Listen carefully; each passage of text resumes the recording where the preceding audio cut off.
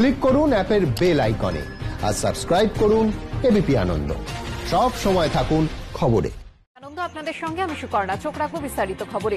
বিশ্বে করোনায় কমলো দৈনিক মৃত্যু, বাড়ল সংক্রমণ, সেই সঙ্গে দৈনিক সুস্থতার সংখ্যাও বেড়েছে। এখনো পর্যন্ত করোনায় বিশ্বে মৃতের সংখ্যা 10,75,320। মোট আক্রান্ত 3,73,79,320। এরই মধ্যে করোনাকে জয় করে সুস্থ হয়েছেন 2,59,89,597। গত 24 ঘন্টায় মৃত্যু হয়েছে 4,274 জনের। গতকাল দৈনিক মৃত্যুর সংখ্যা ছিল 4,586।